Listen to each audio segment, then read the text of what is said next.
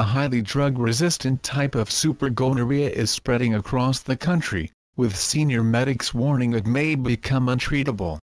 A powerful strain of the sexually transmitted superbug first seen in the north of England has now been found in the West Midlands and the South East, Public Health England (PHE) said. The strain is highly resistant to the antibiotic azithromycin, meaning medics are relying on a second drug, ceftriaxone, to treat it. But there are no other effective drugs to tackle it, raising the prospect of it becoming untreatable if it builds further resistance. A highly drug-resistant type of supergonorrhea is spreading across the country, with senior medics warning it may become untreatable. Neisseria gonorrhoeae above, the bacterium responsible for the sexually transmitted infection gonorrhea. PHE urged people to use condoms with new or casual partners to cut the risk of catching the disease. If untreated, gonorrhea can result in severe complications and lead to infertility or septicemia in rare cases.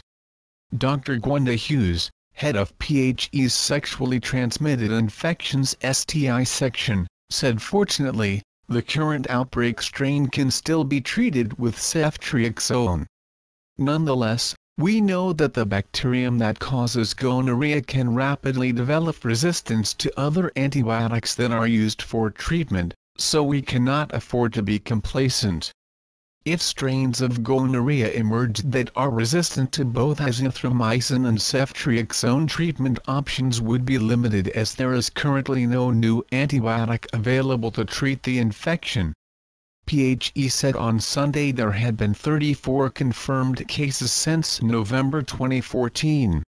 Since September 2015, 11 cases have been confirmed in the West Midlands and in the south of England, 5 of them in London. At least 16 cases were first detected in northern England, including 12 in Leeds where the mutated strain was first recorded, Public Health England (PHE) said in September.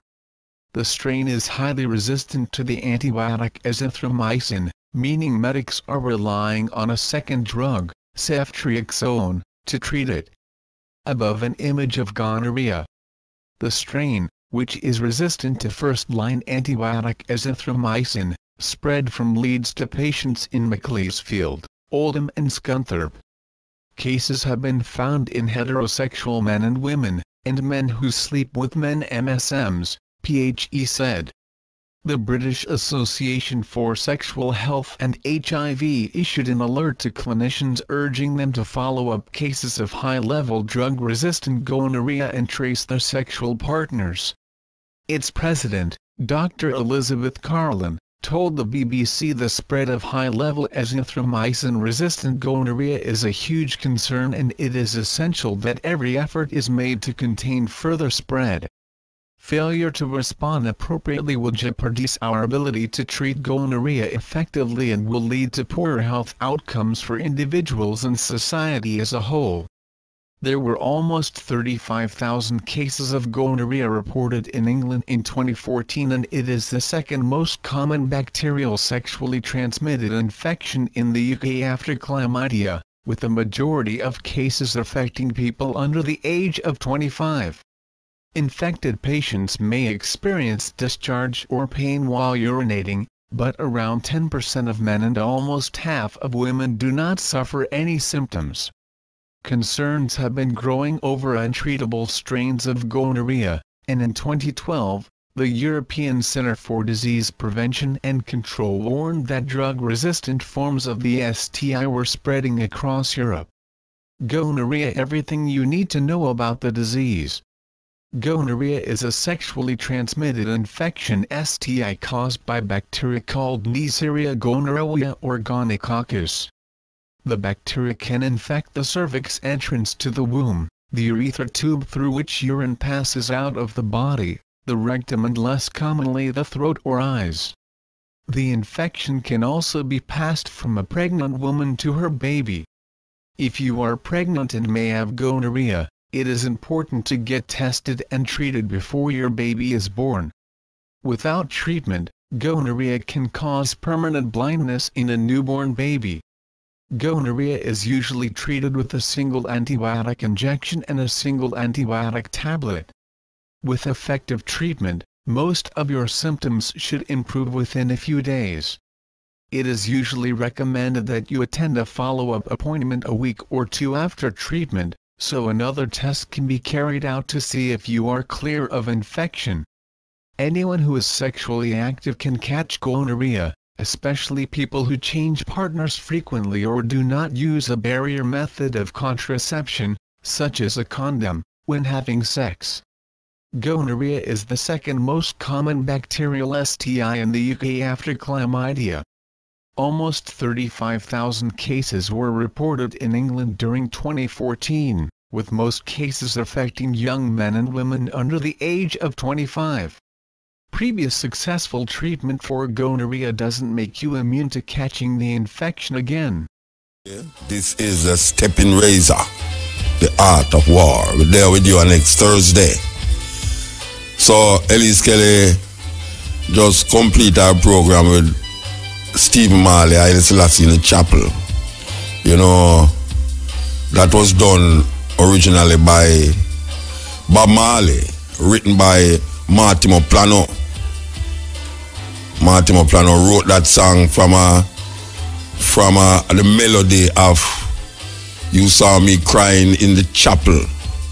Long time song from them days there. Where you hear Jadi just playing it on the piano. Yeah, this is the stepping razor, the art of war. I hope you're still there with me, you know. You know, the ones that tell me, say, Muta, oh, me know you tell the people, them say, must follow you. It kind of, I can't remember it all. So, all right, so we're going to say it now. We want you to follow me on Real Mutabaruka, Instagram, Real Mutabaruka. I don't know where you follow me for, but, you know, and I will stop you from follow me. Go and follow me. Still, you might just see something where will make you think. Because that's what it's all about. Okay, so here we go again. Long time into music, talking about the visit of Haile Selassie to Jamaica in 1966. So we passed that and we reached 2017. And the voice of the Rastaman is still echoed east, west, north, and south of the world. You know, one of the things with Jamaica and what makes it unique is that Rastafari was started here, so them call Rastafari religion. Well, Jamaica gave the world a religion. I don't know of any other country in this part of the world that gave the world a religion. Because most of the religions that we adhere to came from the East, or what them call the Middle East. You know, so a lot of things is really important to see what is happening here. That for a little island to produce a religion that is now recognized in all of the theological books or dictionaries or whatsoever them put these things in. It's a very significant thing to know that this little island, even though Rastafari has been persecuted over the years and Rastafari has been despised and mocked and jeered, we have come through thick and thin and is recognized as a legitimate religion in the world. Legitimate religion in the world. So we just want the people them to know that the stone that the builder refused become the building. Not just a head cornerstone. It's a building that. You understand? And even though the majority of Jamaicans still seen say it's foolishness. We who declare that no say it's not foolishness. It's just a different way of looking on spiritual perspectives. Because most of the time when we say it outside of Jamaica, people liken it to something else that them know. You know, if you're in a certain country in the world and you're talking to someone, say, oh, you mean, like when I say certain things, them say, oh, you mean like the sadhus, or oh, you mean like the Buddhists, or you mean like that. So a whole heap of people likely to something that them know. In a Jamaica, we don't have no reference point that is beyond Christianity. No reference point beyond Christianity. So when we say Rastafari, and we start to talk about the tenets of Rastafari, people upright says foolishness because them can't equate it with nothing that them would see as them Christian belief. And they have no other factor to bring into the equation to say, oh, I see what you say, like where this I say or that I say. That is why it continues to be such a despised philosophy in Jamaica. Yet still, we continue the journey. We continue the journey. We're not going to make because what people are saying. Because Rastafari is not getting less because of what we have been saying. It's not getting less. As a matter of fact, more ones is recognizing that it is a legitimate philosophy and theology that can liberate the minds and the heart of many people, especially African people in this part of the world. According to the brethren from the University of the West Indies, him say Rastafari is the memory of the Jamaican people. And that is really something else. Because if it was Rastafari, a whole heap of things that was forgotten about Africa and about self, pride and dignity would not come to the forefront. And is Rastafari the vanguard of that recognition of self and how black people see themselves as it relates to world history. We are talking about in a Jamaica. When I say the first group of people that make people recognize that, because I say in Jamaica, it is the Rastafari community that bring the attention of Marcus Garvey to the forefront. It is the Rastafari philosophy that make people even more aware that there is a continent named Africa that we must not see as just a dark continent where people are run up and down while and I go boogo boogo boogo boogo wong wong wong wong wong. No, it is a legitimate understanding of self because the majority of Jamaican people, even though them don't want to accept it, their ancestors came from Africa, the majority. And all who feel like they mix and mix this and mix that. Somehow our foreparents get raped and bring us to all of these different shades. But when you get right down to it, the majority of Jamaican people, including Shamara, is African. But guess what? Them not accept it. Them not accept it. Now look for me, so you not accept it. Very difficult for one to them Africa. Can I say, oh me never come from Africa, I'm an African. Me a Jamaican, like Jumakian, you know, Jamaican. Because they want to emphasize how ridiculous it is to say that you're an African. Which really and truly, being an African don't negate you being a Jamaican.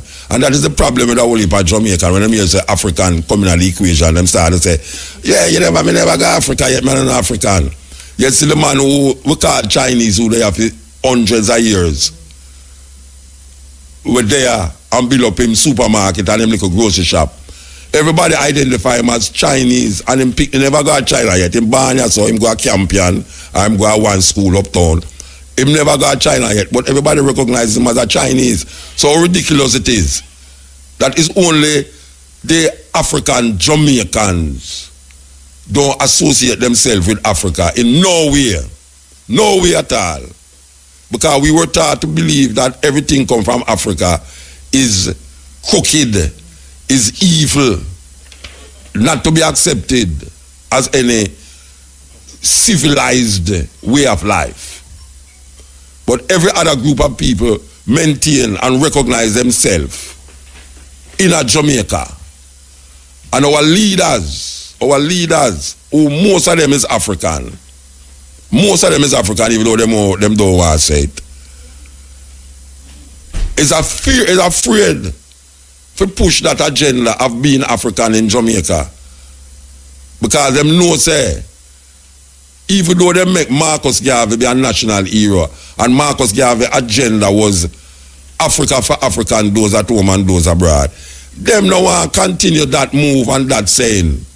Them see it as something we gone a long time, but yet still every man have to find him vine and him own fig tree, vine and him own fig tree. Him have to find it one day and find it quick too. Because you see how we are going in the earth, you know. You see we are going in the earth, you know. Everybody has set up themselves nationalistically. Yes, if there is such a word. Everybody has set up themselves. The Chinaman has set up himself. You know, so the Chinese now move army in the East Africa there. So them militarize this for their interest in Africa. And even though the Americans them did have them army there so long time, them start to ball out now. So the Chinese are move their military inside of East Africa they know. And we know that the colonization that we saw in centuries gone by is not going to look like the colonization that is taking place right under our nose and now, and we don't recognize it. We don't recognize how important it is to understand colonialism, not from the perspective of British colonialism or French colonialism or even Dutch colonialism, but understand it from a different perspective, that we can see it. That we can see it. Because if we continue to give away our land, and we know that land is the basis of power. If you don't have any land, you don't have any power. Because most of the wars that has been fought on earth was fought over land. Check it if you think it's joke me I make. Even the religious wars is fought over land. Land is what people fight for. And when they claim that them free the Africans from the plantation in Jamaica, we are talking about Jamaica specifically, even though we know it goes other places. When them free the Africans them in Jamaica, they declare that the Bucky Master must get £20 million for compensation for the loss of slave labor, £20 million. And the slaves did not get anything. So when you left a man and tell him say him free, and when you let him go and you don't give him nothing, and him can't go up on no land because all of the land them is owned by Bucky Master or owned by the Crown and the British Empire, what you expect him to do? Because if him go start a little thing catch up over this, so you hear him a squat. And up to this day in Jamaica, more than 1/3 of the population is seen as squatters. So we're still living in a slave plantation scenario situation. And there's no war that has been fought here over land. Because we still don't recognize how important land is. But if you look on Pakistan and India, it's one country, you know, and the British go divide it up and call one Pakistan and one India. If you look on all of the Caribbean island them, you recognize how it's not the people them, the indigenous people of the land that them find themselves in, is the owner of those land. Most of the land in Jamaica is not owned by Jamaicans. Non-apologetically. Most of the beach land where you see a bill up there so now, it gets sold out by our bossy slave them who live in a parliament. Click it. Yes, stepping razor, the art of war. So we talked about the land a while ago, and how we don't recognize the importance of land because we never did own any when we come here, so we take it as just, you know, another thing. Yet still the people them round way who control the majority of Jamaican people, them see and know the importance of land. And the new colonial masters that is coming into Jamaica know the importance of land. So when they make deal, the deal include land. What me say when they make deal, it include land. That is why we say all of the North Coast full up now with foreign investments, and the majority of Jamaican people don't have access to those land anymore. So it's not a theoretical thing me I talk about. Even in England, the British Isles, Scotland, Ireland, when you look on the war them that these people fight, it fight over the right to land. So we must develop an attitude of land power, because everybody need land space. And if we don't control the land in Jamaica, we're going to have more than 1/3 of the population deemed as squatters. How the hell you can live in our country with 2.7 million people? We could call it 3 million or 1 million people in a Jamaica. What did I say a while ago? 3 million. How much of the population them say a squatter? 1/3 of the population a squatter. Can you believe that? I know me I say that, you know. Are the people them who know if to calculate these things that say that we need some land. It's very important. But then again, the ones them who control the country were so dead. Them can't give away the land without any repercussions to them. Because them know that when them left, the younger generation have to come up now, come deal with how them squander the land, the Jamaican land. And the guys have so-called investments. When we know that the investments them is going back to the country of origin of the people them who control the land. It's a weird situation we find ourselves in now. So we know about capture land. That was your 3 p.m. special pot draw. Congratulations to all of today's winners. Tune in later at 5 p.m. for another chance to win in top draw dollars. Pick 2, pick 3, pick 4, and cash pot draws. Okay, you know we have a Cool Oasis Cash Madness going on from last week. It has been going on, and we actually had winners last week. We want to yell at the person who won last week. We have a new winner this week, but we soon tell you about the winner. Meanwhile, we're waiting for the connection.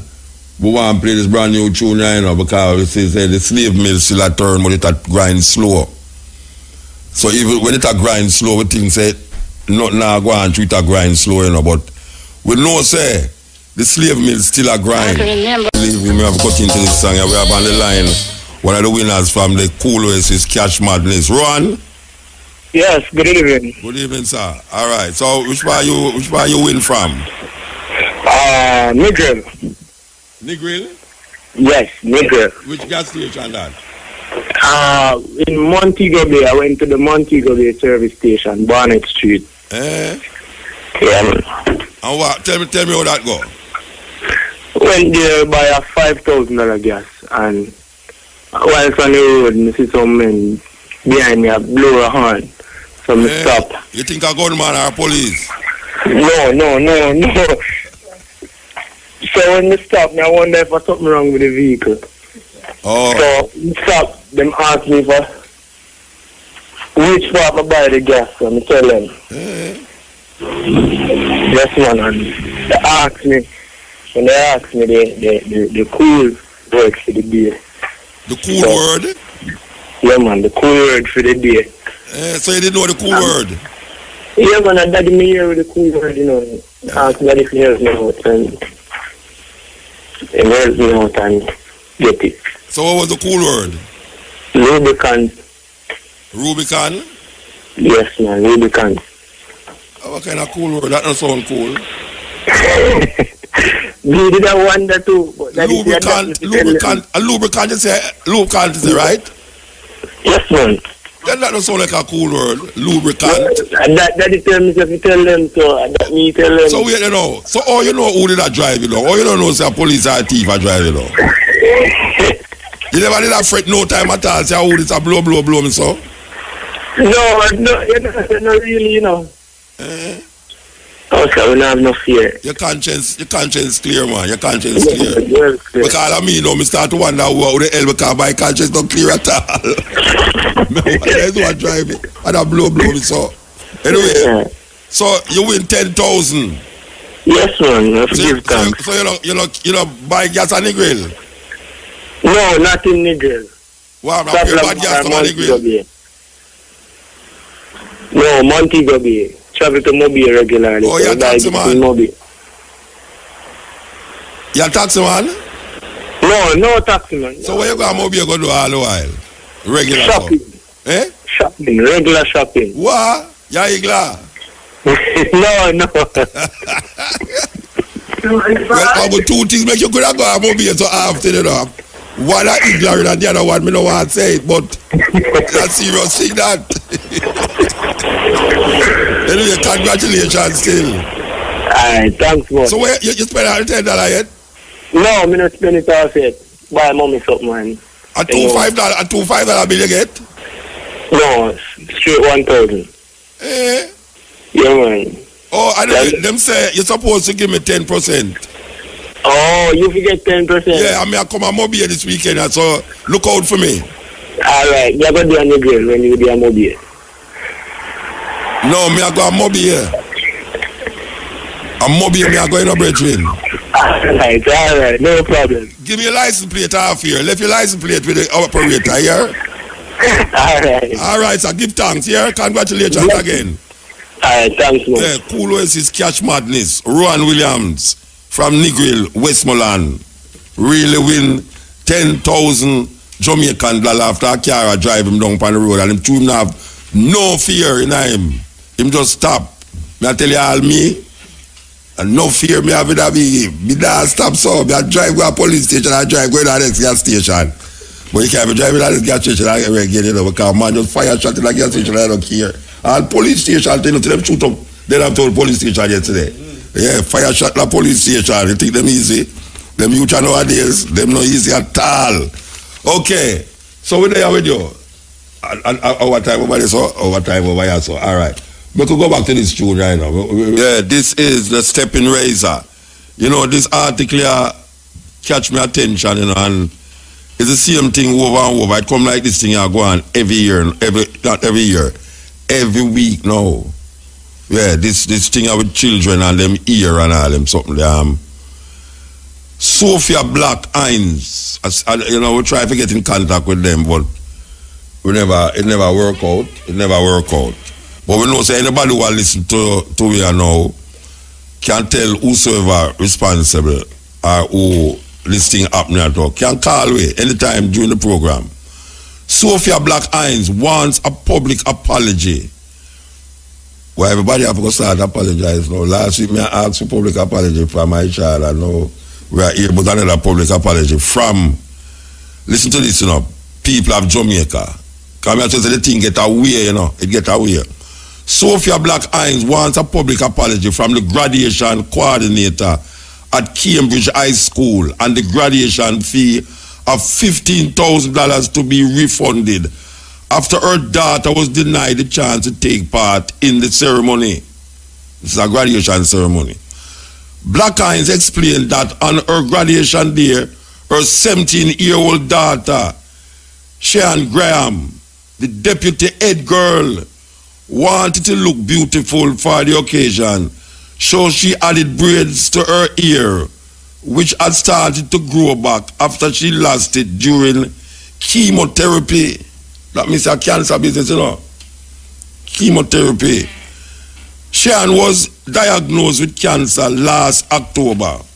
The little girl wanted to look beautiful for her graduation because she take chemotherapy and her ear just started to grow back. Okay. Black Hines said she purchased a few packs of natural braids and moved them into Sharon's ear. However, when she turned up for the graduation, she said her daughter was reprimanded by the graduation coordinator and later asked to remove her gown by the principal, despite being slated to deliver the valedictory speech. That's so serious to take this together. She said that when she reached the graduates were just about to start marching into the church. As she reached at the steps, the teacher said to her, "At this you are going to do yesterday, at this you going to do yesterday, and now come back pick up the speech." I better read this again because at this you going to do yesterday, and now come back up the speech, and now come to pick up back the speech, and that should I read. In front of everybody, she felt so embarrassed. She bawled. Black Iron said. She said Shan was so traumatized, her pressure went up, and she had to be rushed to the hospital. That would have made me rush to the hospital too. As a matter of fact, I would have had a stroke. If I was my granddaughter, I would have stroke too. Black Iron also wanted her husband's plane fare reimbursed, as she paid over 1,000 years to attend the ceremony. She was asked to alter her vacation leave by chance so that she could witness her graduation. Grace McLean, Chief Educator Officer of the Ministry of Education, said the ministry does not dictate the rules as it relates to graduations. But if there are areas where persons are treated unfairly, then we would have to intervene. For this particular case, I would have to get further information before I'm adequately able to respond, she said.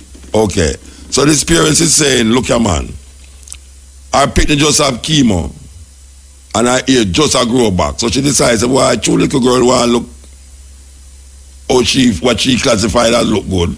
She buy some braids and put in her picnic here, and them stop her now and say, she can't graduate, she can't deliver the valedictory. But the girl is the deputy head girl. That means that she's a good student. She's a good student. And you tell me now, say some braids in a little pin head are going to make you not graduate. No, Rasta. So when the Ministry of Education and all of these things we are going with head and ear and whatsoever is right and proper and them things with the school them. Oh, me not hear nothing come out about these things. What is the, all right, they must say,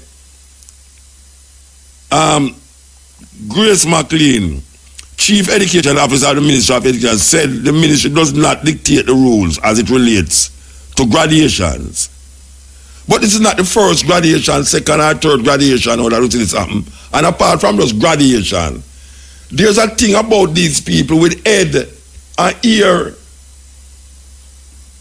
I don't understand what is it in Jamaica with this thing about head and ear. I mean, really and truly, why you don't want to stop a little picnic now from graduate? I obviously is a highly respected little girl. Very highly respected. She have cancer, chemotherapy. And now, when you do something to the little picnic now, make sure to rush go to hospital. Because that alone supposed to make you ball along the place. Me read it as soon as I want ball too. I don't understand these people, Rasta. Me a Rasta here so now. Me a Rasta, right? And me love natural hair. But me a gonna know say a little picnic have cancer, do chemotherapy, and can't how them sick pretty and all them way there. She want to put a little weave in her ear and to make, you know. And them a tell her say she can't graduate, Rasta. If you ear eye, them want it cut off. If you put your ear in some design for your head, them want it cut off. If you ear dreadlock, them want you cut it off. If you put like a weave in your head now, them want you take it out. Then me not hear China people are getting entanglement with these things. Eh? All the little white people them we are go to school, me not hear nobody and tell them say, go home back because them ear too long, it gone on them shoulder. Me don't understand these people, Rasta. So me don't know where the body are going to do that now. The mother want back her $15,000. And she want back her $1,000 where her husband pay for plane fare. She not get back the plane fare, you know. She not get back the plane fare. The $15,000 sound like something where you can work with. But nobody ever tell him to come look at him take that for him own thing. And if him get disappointed, him just get disappointed. I don't say it go, but really and truly, them should really think about that one, you know.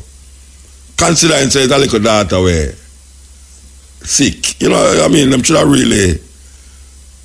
I mean, she was diagnosed with cancer last time she get chemotherapy and her ear cut off. You know, when you do chemotherapy, you get ball, you know. Ball, October, November, December, January, February, March, April, May, June, July. So you talk about 6 months. Yeah, you're supposed to grow back, you know, but really and truly, man, oh gosh, man. Oh gosh, man. Cambridge High School people, them. Oh gosh, man, someone really a penalized little girl. Because weaving her head. Maybe one of them want to call me and tell me if it's really so this thing I go, because it gone away. We are hearing from different schools all over the island. You have someone who reported, you know. Yeah, man, you have people call me and say, Mota, why you want me little picnic at school, you know, and they might tell the picnic to go and go through, and him no locks like you, you know. And they never tell me, him no locks like you, you know, and they might tell him to go and go through him. What the hell is wrong with these people with ear? Eh? Them why everybody walk around with them head bar like my bottom, you know, why? You're going to get educated more, you're better educated. You learn something, how to groom yourself properly by not having ear by your head at a certain height, or have our locks, or because you decide, say, 2 sides of your head bar and the top. I mean, what is this? Click it. Now, an article catch me eye in the week. Really and truly, we really want to deal with it, because it kind of, I try to figure out what it is really that is being spoken of. As a layman, I don't really understand about a gonorrhea super bug. These terminologies I don't really understand. So forget we kind of understand it. We want to talk to Dr. Alison Nicholson.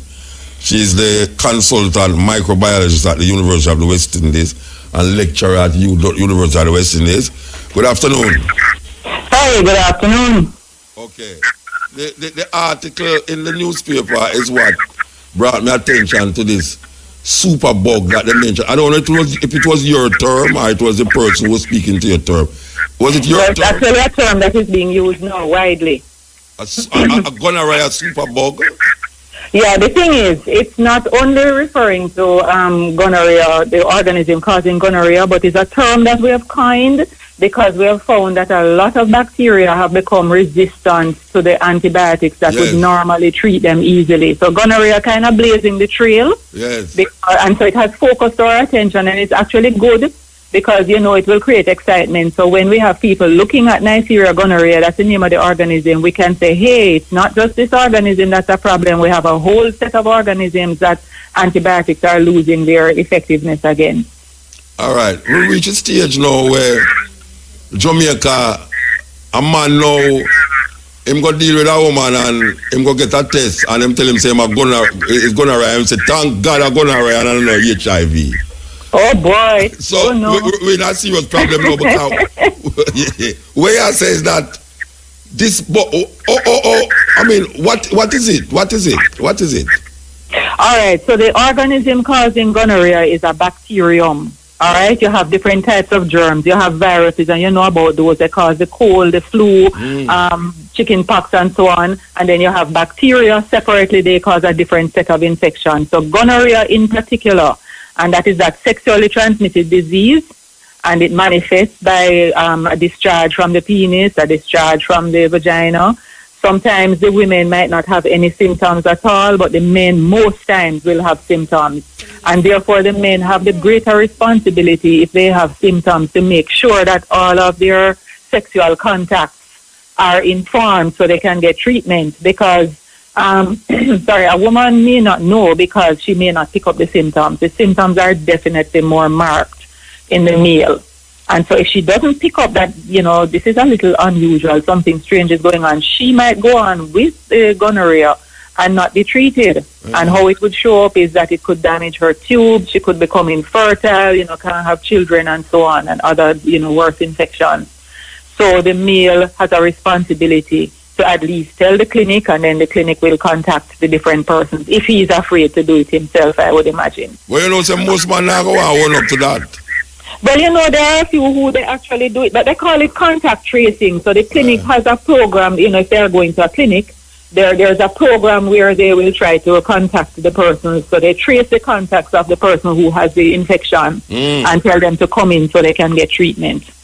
I don't know if you ever hear of this, but you have some man, I don't know if it's now still, but I know say you have some old time man in my age group I would think say if him have gonorrhea and him sleep with a little virgin, him will get rid of it. I don't know if you ever hear about that yet. Utter nonsense. I know that it's been circulating for some time, but there's absolutely no truth in that at all. What you would have done is messed up another person's life. Yeah, so how you going to get the larger population now for deal with this new thing, antibiotic thing where now really relate to, Well, in a sense, it probably is almost like a blessing in disguise that it is gonorrhea that has hit the headlines first. Yeah. And the reason that it has hit the headlines is that the last antibiotic that we had that was effective against it in some places, not in Jamaica yet, thank God, but in some places, they have found organisms that are resistant to even that last strain.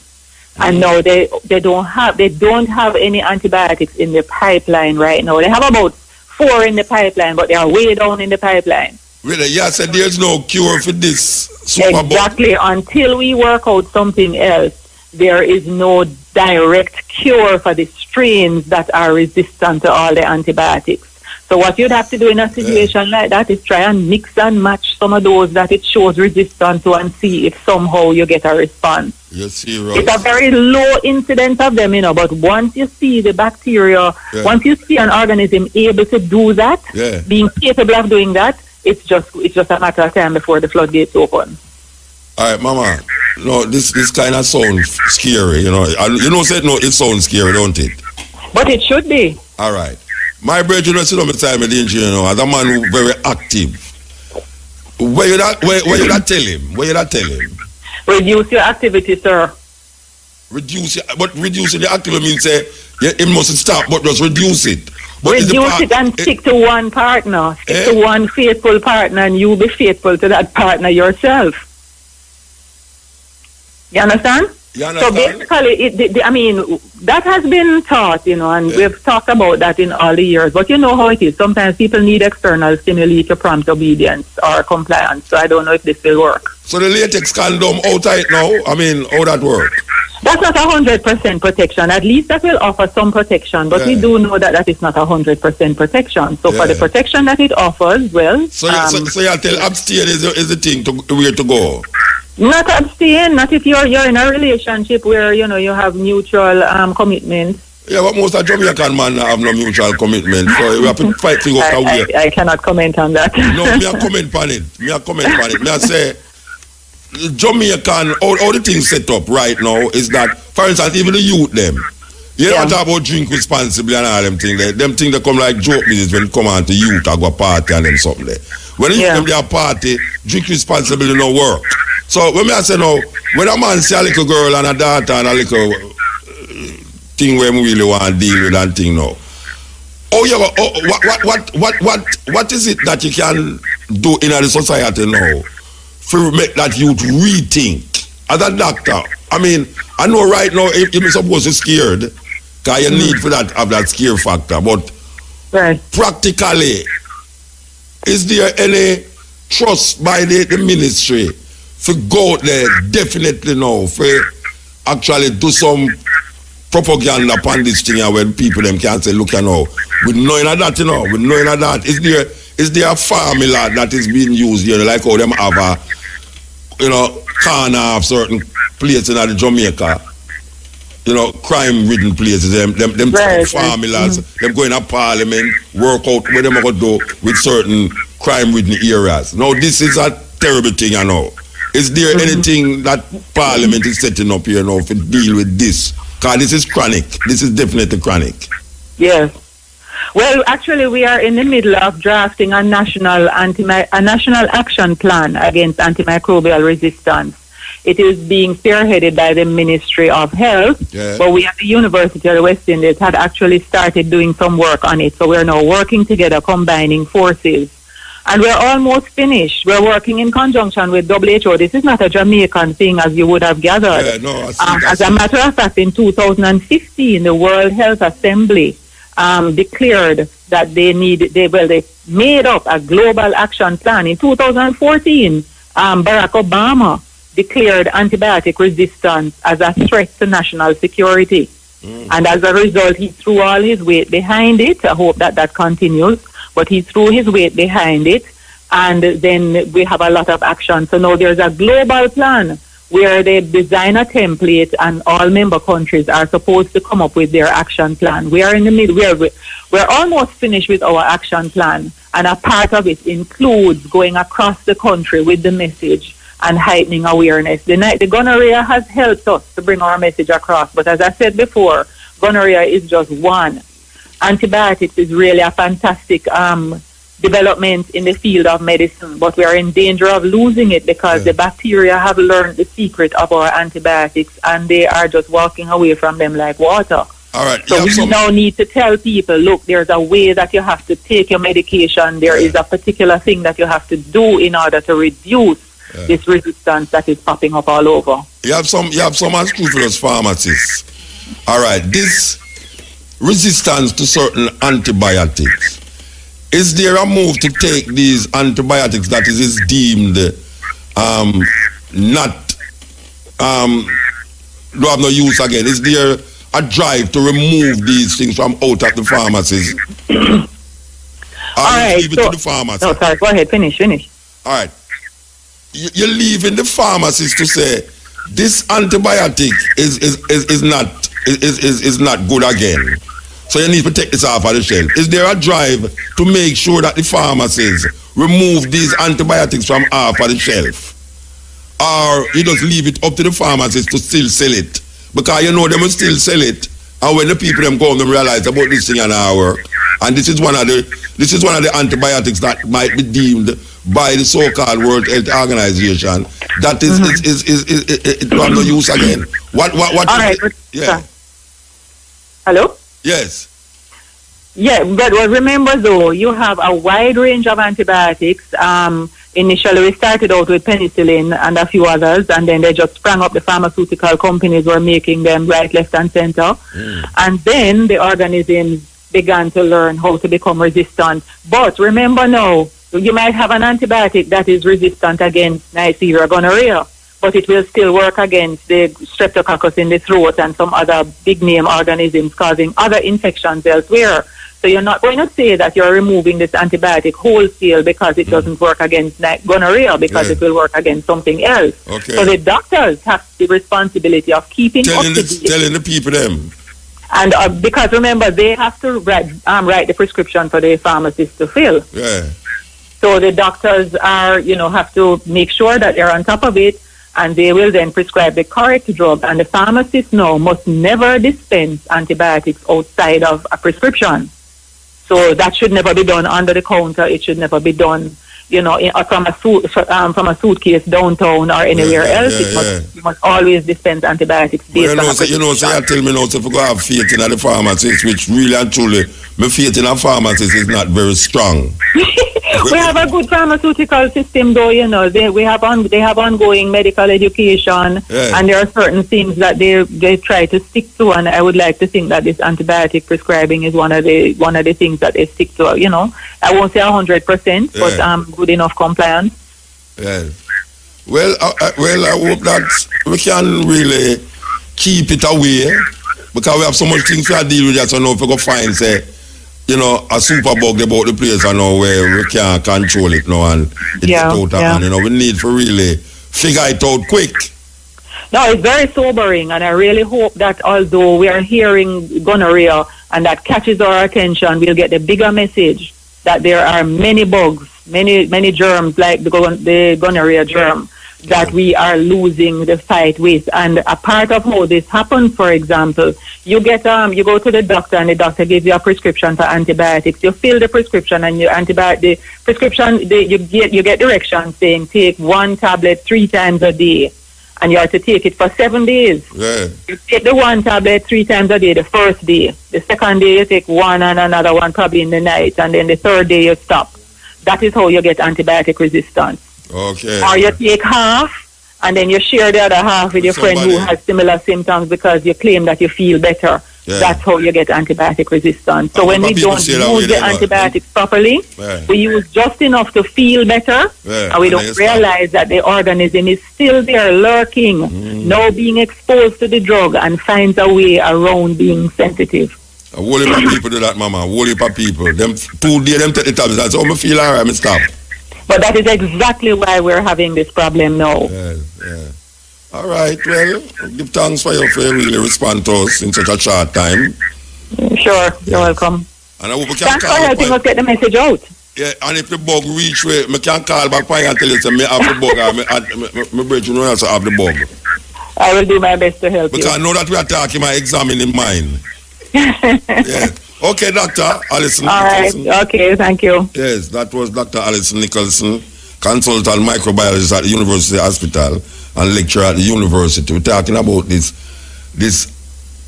antibiotic that is resisting the germs of gonorrhea, the superbug that is purported to be out there that might be entering here.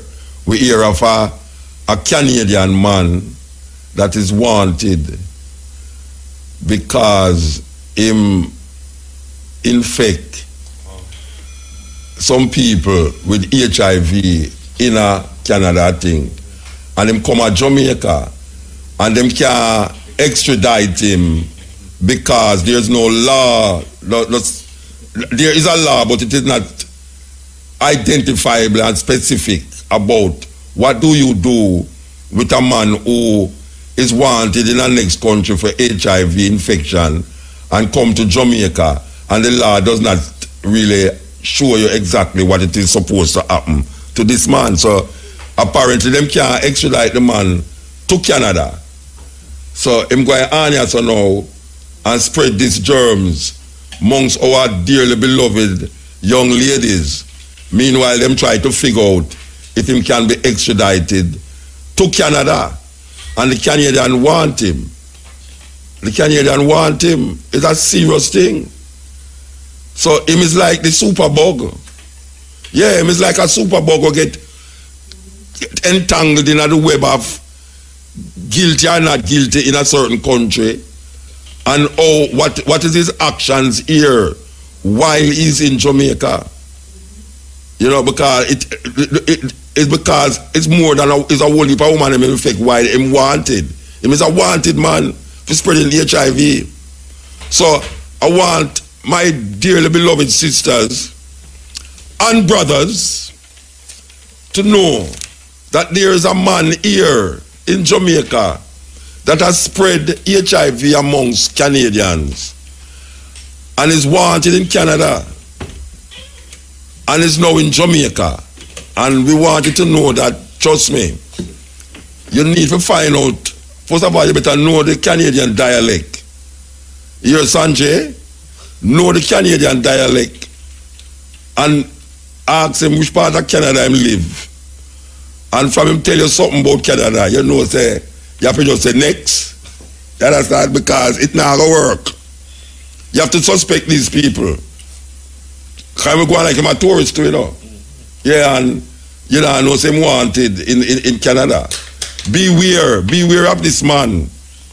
I want Jamaican people because he might be spreading the superbug from other countries to here. Because sometimes you hear a certain place of disease and you say, right, Africa again.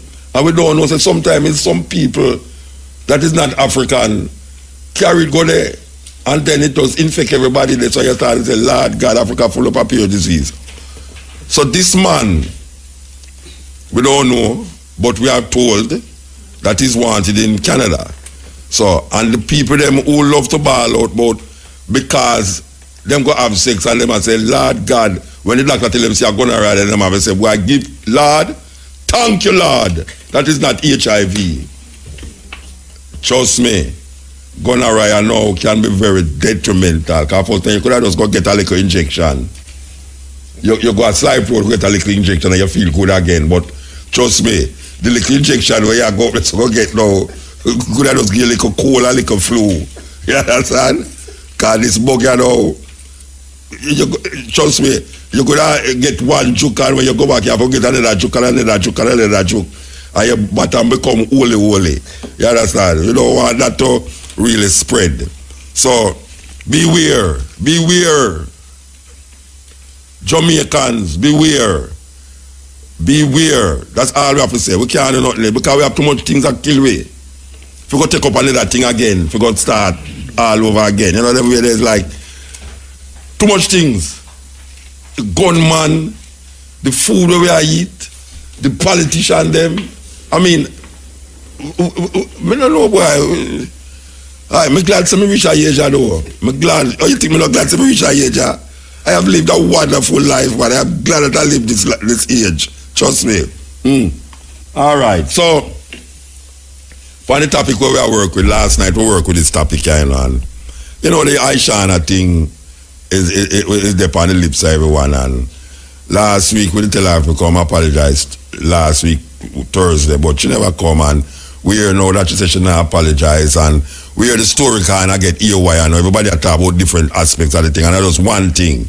The thing, it now for going on a look at intellectual flamboyancy, you know, see it, intellectual masturbation. People love to add other things in other thing, and when it was one thing, you understand? So here we know, we go to the root of the matter, you know, we interview Miss Lou. You understand? We interviewed Miss Lou last night. We did spend some time down at Heroes Park. We gave her a phone and we set up her and thing. Even though we had sit down on Dennis Brown tomb. One of the time, whenever I remember, say, I wish, I'm going to go have Miss Lou funeral, you know. Yeah, you know, so I forget which part of her tomb did they. I forget which part of her tomb did they, but I now realize, say, a Dennis Brown tomb, me that talk to. Me that talk to Dennis Brown tomb, and things say she. I shout, me as a shout at me and say, Muta darling, I'm over here somebody all the while, you know. But, what happened? Yes. So here we are going up now. We're going to replay the interview where we do with Miss Lou, you know. Because we think say should I hear it. So we have an interview yourself first. We have an interview first. Aye, sir. Okay. Mr. Alfred McDonald, Senior Director of Commercial Development and Planning at Norman Mall International Airport. We know that there is new, you know, I did mention years ago that them need to do some retraining of these people out of the airport, you know. Because with the new terrorist thing and all, we never can tell. We don't want the people them just feel say it's a normal way, you know. It's a different thing. So we want to talk to Mr. Alfred McDonald. Come on, who we are talking to? Alfred McDonald, we are talking to two of them? Okay, Commander John McFarlane, Acting Senior Director, Airport Operation. Who's on the line? Good afternoon. Good afternoon. Alfred McDonald here. Alfred McDonald. Good afternoon, sir. Good afternoon to you, John McFarlane. What? May I tell you? There you go. Senior Director How are you doing? of Commercial Development and the Commander John All right, we can talk to the Commander first because the Commander, I assume, is the one who specifically deal with what we call now the safety and the security of the airport. You have it right, yes. All right. Safety and security is a part of everybody's responsibility here. Every one of us have a function in it. When you say everyone, like the passenger we go up on the plane? That's correct. All right, explain to me what the passenger go on the plane can do to secure the plane or the First airport. of all, make sure that him don't come with nothing that is contraband or nothing that is But going to cause damage on the airplane. That's the first thing we can do. Yeah. Next And thing, then after that, no, the issue is to recognize that a part of the protection of all of us is to do the screening, right? That pre-port screening, which is a fairly standard process internationally. And basically, all we want to do is to make sure that your carry-on bags, there's nothing in it that can either cause damage, what is called an act of unlawful interference, that it cause damage to the airplane, or that you're not carrying some contraband stuff that the overseas destination may not approve of. Yeah. But the important thing is not being able to do damage to the airplane, and that's what the screening process does. All right. And what is new technique? Go ahead. Yeah. Recently, we hear the Americans them say them not going to allow laptop for certain from the airline coming from certain country if them don't put certain things in place. What is it that they were requiring of the countries them to put in place for laptop to be accepted on the airplane? All right, let me put a little background to it. Their intelligence has determined that one of the kind of weapons that terrorist type people like to use now, are in fact to put bombs in laptops. So that there's a cell phone is not considered appropriate, suitable or effective enough to really cause damage. But anything bigger than that, what they call personal electronic devices, PEDs, laptops, tablets, those kind of stuff, computers, those can be configured. They seem to have found to now carry explosive devices on them. So what the Americans have said is that before those can be configured, they seem to have found to now carry explosive devices on them. So what the Americans have said is that before any passenger who is coming into the States from any port that goes straight into the States, they must be screened. You must find out if they have these personal electronic devices. If they have them, they are to be interrogated and to be specifically screened in a particular way for explosives. And if there is any evidence of tampering or a problem, then they are to be further screened and the passenger not allowed to travel. So what was, all right. I know of certain airports, you see, that when you're going through them take out the laptop until you must turn it on. I have never seen that happen in our airport where the immigration tell you, say, turn on your laptop. Let me give a history of that. Let me give a history of that. Years ago, that used to be done for all laptops. Then internationally, they changed that by simply pushing it through the security screen and through the X-ray machine, and the X-ray machine would give you an indication as to whether the laptop was good, bad, or indifferent. Yes. Now that things have changed, that whole process is going to come back where you need to turn on the machine, and all various other kind of things which you will find out for those who come. But that is going to start again. All right, so it don't start yet then? No, yes, but I mean the whole question of additional screening of laptops is now coming back in. Yes. But the government of America has just taken off some people off of the list of people of countries that them going accept them, the airlines them, because of the laptop situation. Is Jamaica reach Jamaica yet? Jamaica was never on that list. But remember now, that list there are two components to that list. Component one is the actual country itself in relation to the states. Yeah. And the states has a concept that country has the potential for sending people who will do them harm on their airplanes.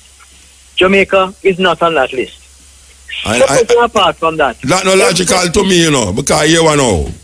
It's a computer, for instance, in a Jamaica, so a man can use a 3D computer and make a bomb or set up by going on a certain website. them can show him how to make the bomb in a Jamaica, and then him carry it on the plane. And that's the screening process that will not capture that. All right, but the screening process don't include Jamaica at the moment. No, but Jamaica still, that's the point. We still, it is because of our own advance and successes in screening why we are not on that list. Because they are comfortable with what we are doing in Jamaica and believe that it is of a high enough standard that they don't have to worry about it. Can I just make an intervention though, Muta? Johnny? Right. So as Johnny said a while ago, Muta, Jamaica has for a long time practiced very robust safety and security measures at our security checkpoints, and also the airlines that come to us also have their own security screening systems and are largely compliant with what the U.S. wants.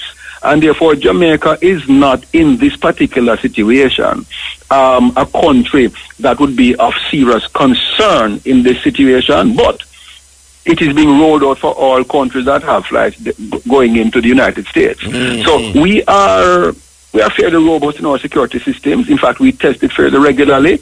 Passengers, you asked a question earlier, I want to add to what Johnny said. Passengers also are a part of that network because if they see something that is suspicious, they must say something. If they see a bag, for example, that is just put down somewhere, they should say something to somebody. So our security systems have been working fairly well.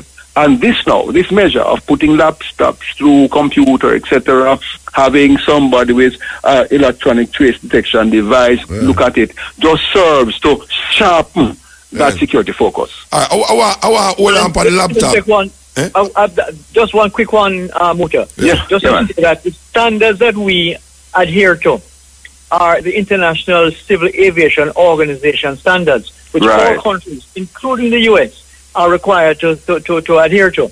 Now, what the U.S. does, the U.S., for their jurisdiction, may from time to time put in additional measures or higher standards to protect their jurisdiction. But the standards that are to be made internationally are what we are held accountable for and what we meet. All right, make us hold on the computer thing. All right, I notice to say, for instance, there's almost like a pouch where you put laptop in.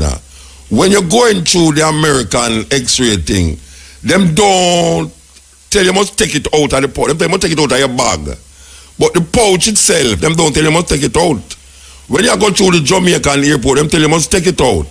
What is the reason for Jamaica say take out it out of the pouch, but when you're going through the American X-ray, them say no, it's all right? But Muta, I was there not long ago, and I was asked to take out my thing as well. In fact, I had two computers in one bag, in one container, and they said, no, sir, you need to separate them. Which one are the airport them? Which Jamaica airport or America? US, man, in the US. In the US, yeah, man. You never had your computer in the pouch, and them say take it out of the bag, but you can't leave it in the pouch. No, I have to take it out. Separate container. No, you take it out and put it in the container separate, but it's in the pouch still. No, man. Well, I have not been so privileged yet. You serious? That's serious. Precisely. I know that. But you know, there are different levels of electronic devices that you put machines through, and if they have one of those very high-tech ones, just that I haven't seen it. I've always had to take out my thing to run it through their fully. You take it out of the pouch to fully devices. It always marvels me. That's always a one. After I don't want to ask them the question, I say, why is it that you go through the airport now and them say, you take it out of your travel bag, but you can't make it stay in the pouch? Them look at you and figure you cool, and look at me and figure cool. No, man, it's a standard thing, man. Anywhere you go, and I've been to a couple of them in the US, Canada, wherever, they are always required you to take it out and to have it separate. Each laptop must be in a separate container going through the screening device. Yeah, well, they do that. They put it in a different container, but them don't make it take it out of the pouch. Is that me I say? Okay. Them take it out of your luggage. But interesting. All right. I don't know if you know the pouch I'm talking about. No problem. There's a soft pouch that you can buy and put your computer in. I have one right now. Let's show you right now. When I go to the airport, I take it out of my luggage and put it in because them usually make you put the computer alone in the tray. The computer in the pouch in the tray and then make it go through. And I just say maybe I try me, but you know you look guilty, so you know. Exactly. All right. So the airport. Sure. All right, we could talk about Montego Bay Airport because we are dealing with Norman Manley, but Montego Bay Airport. The principle applies there. No? Exactly the same principle. Yes. Exactly the same principle and practice applies there. One country. Yeah. No. We are dealing with now the new regulations that and the training that is guiding now the Jamaican airport. What is it that the Jamaican who's traveling need to know that might be different than the usual just going and take a ticket and gone and them later? What them should expect now? Yeah, Alfred, you want to hold on here 1 minute then? Go ahead. Basically, Muta, the difference is only going to be in the intensity of the screening, in the sense that whereas before you may have gone through and put through your computer, put through your carry-on bags, and move on, and the only thing you might hear is the person saying, "May I give you a pat down?" or "May I do I have permission to do a pat down?" No, there may be additional questioning depending on a random nature of it, and also just the question of additional selectees, as they say, where there is a random selection by the computer of passengers who need to be further questioned. So the only difference we can expect is a little more intense screening and consequently a little longer time in the processing. But that really is what our passengers can expect. So what about the coming in now? Is that in recognition that it's a common good that we're after to make sure that all of us on board the airplane are safe. Because if I go on there as a suicide man, it's not me one going, it's everybody else. Yeah. So we want to make sure we protect all of us. All right, the coming in, because maybe we are looking at the going out a lot of time, but we're not looking at the coming in. What is it now that, is there any difference now with the coming in? Because I know people don't want to embarrass Jamaica by putting certain specific regulation upon the tourists then, but then maybe a man come from all place via next place and we don't know, and you know it might look on Jamaica as a little target.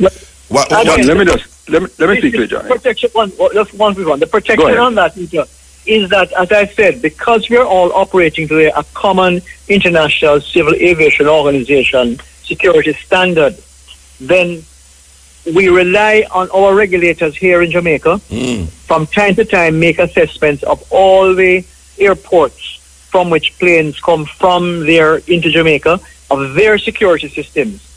In the same way the US make an assessment of our security systems. And once you do those, two things happen.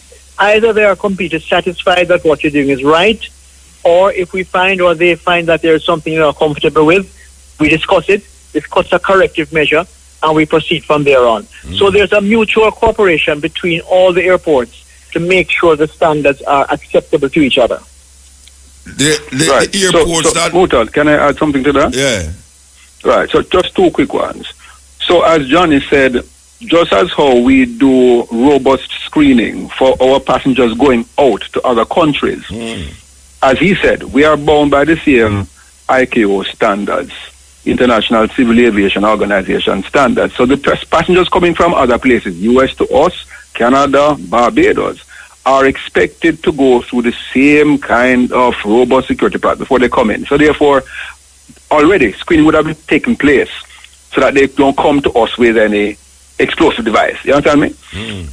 The second point I want to just underscore that Johnny said is that where the passengers are concerned, because we are doing things fairly robustly already in Jamaica, we don't expect too much discomfort for the passengers. So they should expect the same kind of security facilitation, working through the system and so on. If there's a little delay, there may be a little delay because of additional questioning. But we don't expect people to be alarmed by any measure that would be alarming to them. Yeah. It's just a matter of ensuring that people are safe going through. That's really what it is. And what we try and do as best as possible is to use the principle of facilitation and to make it as easy and seamless as possible without compromising on security. All right. I have to ask him question because he's a regular traveler and I see certain things in a certain country that me really wonder how it happen, like in the Belgium airport, or the man them. Yeah, man. Travel regular like Oliver, man. Eh? Good. You travel regular like Oliver. Yes. Like yes, Oliver, yeah, man. But it's like you see Belgium airport and you see some man just coming at the airport, blow up the airport. You know, we see certain here, we see Turkey, you know, them way. Alright, what may I say to you now, you see? The activity around the airport, like where you enter the airport and where you come off of the plane.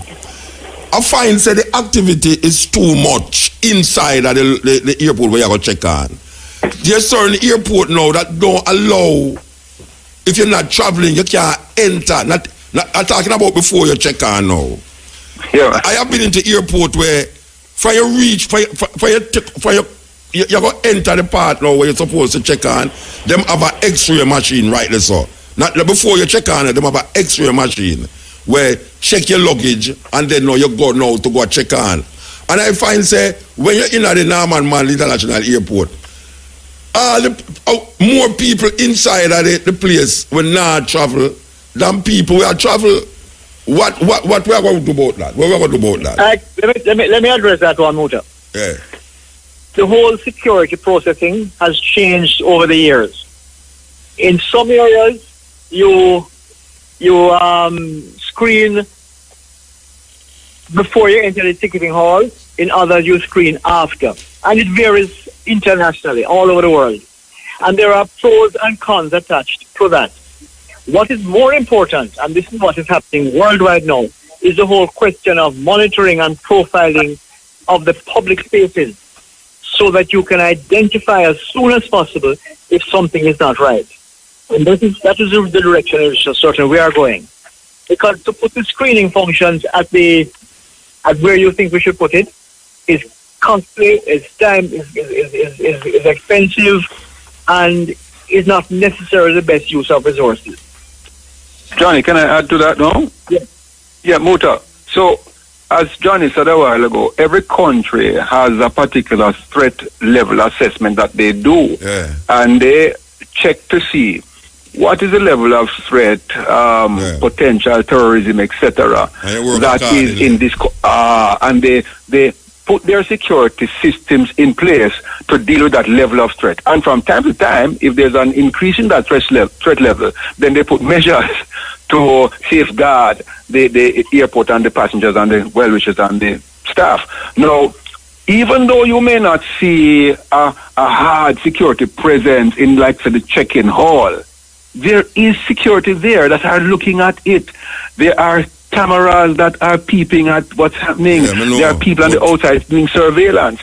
So it's covert security in a sense, and you have some over security, but the place is consistently monitored, and we take action accordingly. But if the threat level comes up and we feel that there is need to put additional barriers or to move that security screening point further out, then it's a consideration that we must have to make. So, right, Johnny, how you know the threat level? When a man do something before, like ram a car in the building or stab up some people at the airport, when you're going to know the threat level? When you're going to raise the threat level? Because should this be something ongoing rather than waiting for a level? One sec. There are some things that you cannot plan for. I know. In other words, you can put in all the measures you want in place. Yes. What you need to have is the ability for a rapid and effective response. And that's part of what we have in our arrangements here with our various law enforcement and other stakeholders. Because there are going to be situations. There is no perfect situation. There's no perfect protection. No, I don't have no perfect situation. I just take sleep on a mark that. I don't have no perfect situation. No. We're not taking sleep on marking that at all.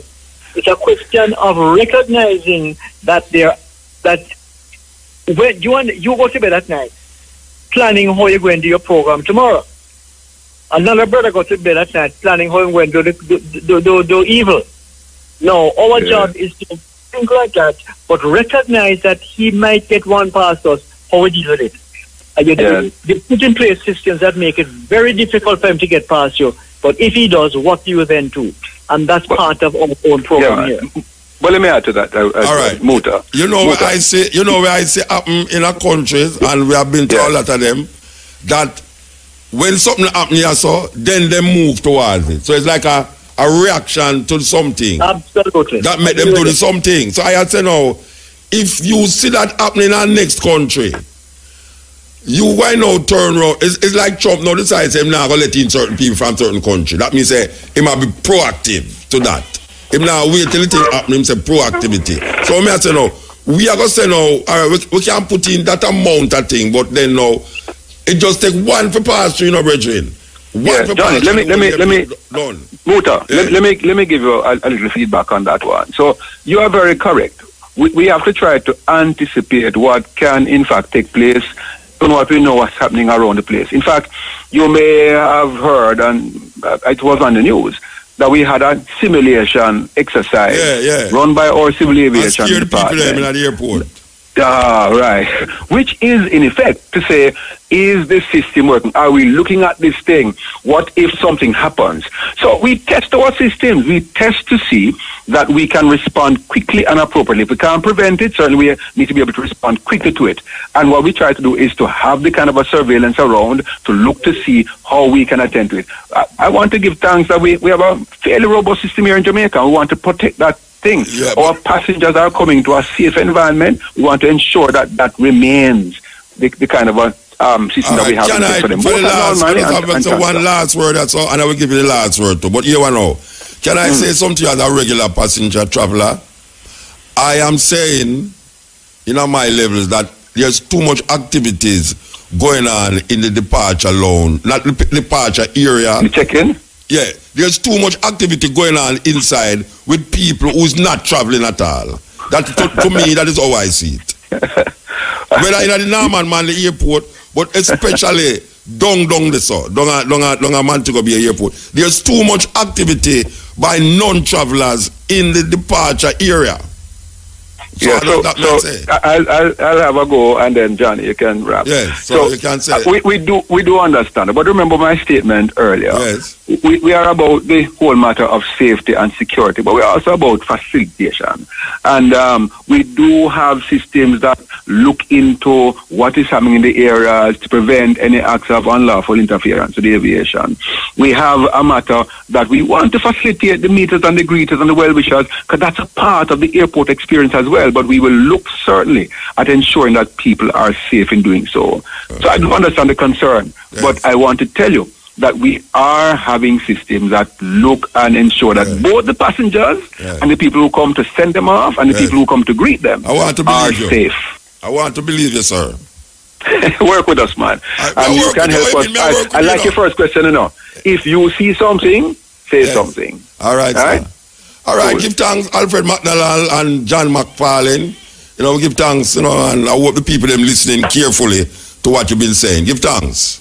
Give thanks. Blessing. Yeah. Yes. All right. Yeah, that was the Senior Director of Commercial Development and Planning at NMIA, Chief Information Officer at the Airport Authority of Jamaica, Alfred McDonald, and the Commander John McFarlane, Acting Senior Director, Airport Operations Center. This is the Stepping Razor. So before we do all of them interview, we'll tell you about the Miss Lou interview, what we did last night with Miss Lou. So we want to play this until the cash pot ready. Here goes. What you think about all them fashion and style what in a fashion nowadays? The 4-inch and 6-inch above the knee miniskirt. Me no like them at all, missus. The girl them what wearing them look like them push them foot too far in a them, or like them grow them out, and them can't afford to buy cloth for piecing them again.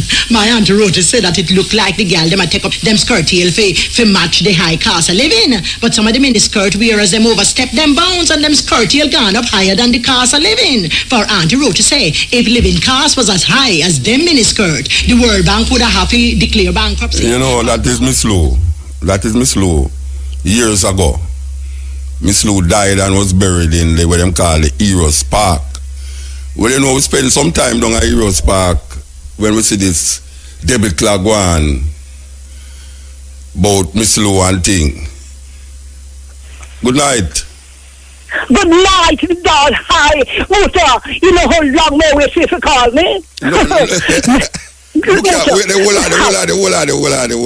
of the people them know what talk to me, What What you say? No, you see, them might think it's a joke thing I work out here so now, but we want to talk to Miss Lou. Miss Lou talking to you. No, so what is wrong with you? You don't hear me. Yeah, but hear you. You know, hold on, Miss Lou, hold on. You know, it's minute. It's 1 o'clock in the night. Me come down a Heroes Park there. I look for you. You know, the last time me hear say check out Marcus Garvey. And me I say, is where I go on? Oh, she gone clear over this and she play over there. So, but no, me find say me gone near Dennis Brown. I have to walk the whole thing, you know. I cannot stay one place. Come on, you know me already. I don't just stay one place. How I go make the culture grow, man. I have to stand and walk and run and do everything. And I hear so that Aishana. Oh, you hear about Aishana? Okay, Aishana. What is that now? So you hear what you say about say how wear tablecloth? My think the news miss me down here. Hey, remember Sister Church of our own, they might write out play about it now. And you know that Rex is doing a dance about it and a pure bandana. I'm gonna put on it on listen up. Let me tell you something, Muto. That girl, she needs to show some respect. You mean what is this? Now you can tell me Aishana, Lord, poor little thing. She never have on nothing. And at least we wear the tablecloth I'm wearing as well. My aunt tell me that she love to see me into the tablecloth. Me say, Aishana, don't look down at me, darling. I am full of culture. Not you, Muta. Of course, you are the mother, and you are the mother for this thing, I know. The mother we are talking. How could she in her life? The Jackie, talk to Jackie from him. Tell her that she has to talk to the girl. She must know her. You know her? I don't know her, but I spoke to her last week. Last week I spoke to her and tell her I must apologize, but she said she not apologize. No, she said she not apologize. Poor little thing. She not have no culture in her heart, my dear. But you know, God has to forgive those who don't know better. Yeah. And what I'm telling you, we're having a grand time down here. We say we are prepared for independence, you see?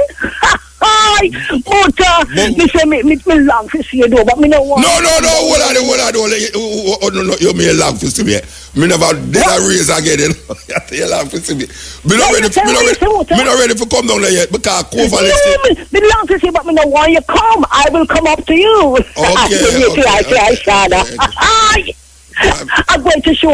I'm going to make that girl this long time girl me never see. When she see me sacrifice music, she has got half foolish talk. When she has got put herself in place. I know. So no, to her, make her go on, man. I'm going to come one day, see, and I'm going when she go on with her thing. I just show up myself and my tablecloth and thing, and I'm going to show her who Louise is, and Eric is coming too. Yes, my child. So Muta now. What going on the program? All right, you want to know, Mama, because we are trying to figure out something now. A lot of people start to get the thing twisted now because they might talk about the bandana, what them call it, Madras, and they might say it's slavery thing. Slavery cloth, I will know say really India it come from, and you take it and put it on stage. Yes. But you know dressing like that every day. No, but I can't dress in that every day. That is a culture thing. That's a thing that you use now, and you go on stage and listen, and even if I dress in it every day, master, I look at more culture I put it on my body. You know, see. Like why Shana not dressing how she dressed every day. She go up on stage. The thing when she pose off in the paper on the internet with. It's really a stage thing that cause she don't really walk up and down road and go a bank but change her money in them clothes there. You know, so it's not like say you walk up and down in that. That's right. That is a costume. What you trying to do? Disrespect me? Yeah, that you do. Disrespect the culture? That you do. I should not apologizing. No, you should not apologize. God forgive her, Yeah. Because me can't bother with them people there when I'm gone with them foolishness, but she's going to see me one of these days, I am going to come up with there, you see, and I'm going to really give it to her. And I'm not going to cut her, you know? Yeah. Me never cut her either. But I'm going to just put her in her bicycle, please.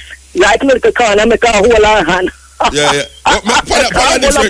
Miss Lou. Sit down in the sun.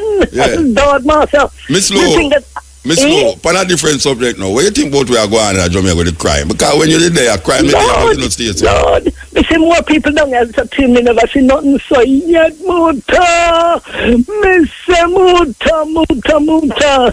As for Westmoreland and Montego Bay and the slack, Miss Wagwan, no Muta. Yeah, but you don't clear down the side, you know we are going a Westmoreland. Say a Westmoreland it are going. Let me tell you, I get divine treatment. I get a call in and a call out. You see like how you call me? You think I don't get calls, master? I know everything that's going on. No, they have to do better. Yeah. You don't know all this zone thing? Hello? You should know about all this zone thing too. We went to be like a state? Yeah. No, Muta. But wait, hold on. But you're up to date. You know about all this. I will tell you about this one thing. Tell me. Come here. I have my little secret, master, because we have people who just call me and tell me all that is going on. I remember them big shots that down here with me too. Then I saw the people who call them too. So when them call them tell me. I guess if I go on down here in a pure cascas, master. You think that me into it big. Muta, you're going with your program still doing it. That is so good, my dear. And that I shall not forget her. She's going to get the better of me. She's going to get, and when I done with her, she gets so cultural and she apologize. So you never see anybody apologize, sir. Maybe when she there yard by herself, she look into it and say, Chapa, maybe after tonight she hear you, she go say, right, you know, I really apologize to myself. Yes. Maybe she take a visit down there. I wonder if she'll come down at the park there. Come with a carrier go down to you know. Would I bring her down there? You can carry her? Yeah, I'm going to bring her. I will tell you know that them have a big iron pot down there. I'll tell you to meet me right by the big iron pot. You can't be like them things there, you know. So Marcus Garvey.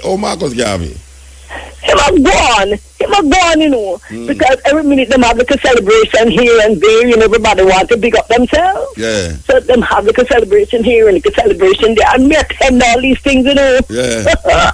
Me master me to every little thing, you know, like a culture to me. We just got culture up somebody over there who don't have the culture like I the same chick there. I saw her.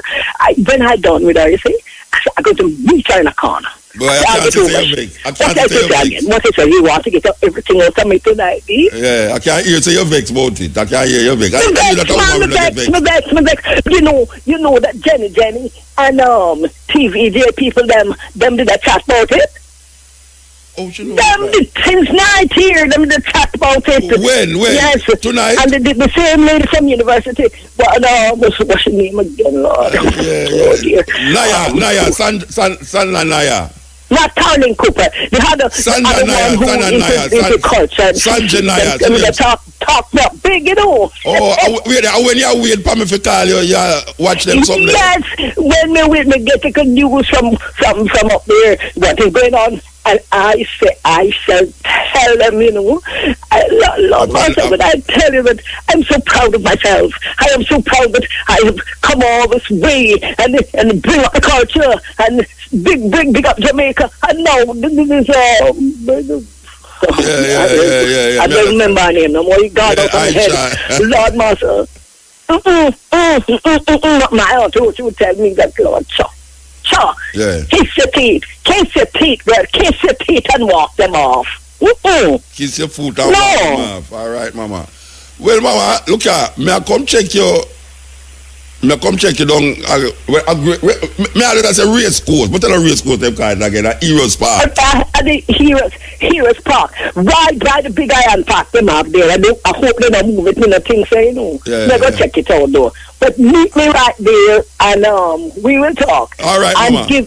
Give all Jamaica my love. Yes. And Lord Master, it's so good to hear you again. Yeah, Mama, good to hear you again. Yeah, you know, and the next time I see you, I'm going to sing, it's a long time, boy, me never see you.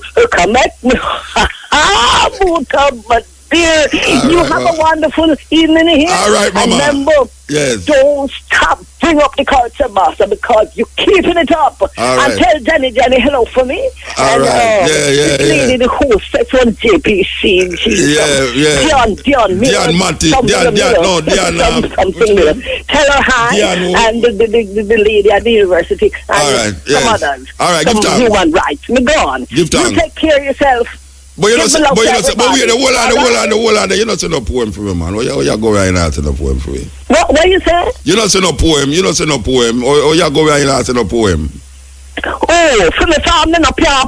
My daughter through the teeth and Ben Rainfall or Parcel 6 for me son Uriah, please. You want you come go you have to call me next time. No, Muta, me gone. All right, give thanks. Somebody calling me, darling. All right, give thanks. You see, you know. More people, them here I know, them here I know. I want to tell that the Taki Heritage Group will have an all-island 14 parish walk around Jamaica. The walk will start at the Taki Falls Cove Beach in Islington, St. Mary on Friday, July the 21st. That is tomorrow, 2017 at 8 a.m. There will be a civics send-off at Friendship Square in Islington beginning at 9 a.m. The walk will be the group's contribution to the Jamaica 55 Emancipation and Independence celebrations. The group also continues to advocate for Chief Take to be promoted to the status of National Hero of Jamaica. The venture will be under the theme, Let's Make Jamaica Feel Proud.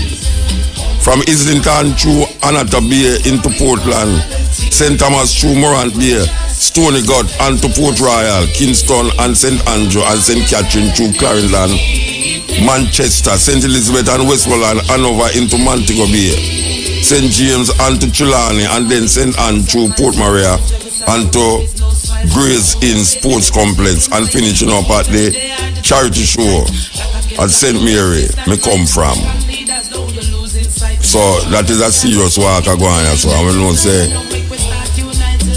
the Port Brethren has always been advocating for Tachi to be a national hero, which he should be. If those of us who know and is not ignorant of the history would know, say, he has contributed a lot. He was the leader for the biggest slave rebellion in Jamaica. Serious thing.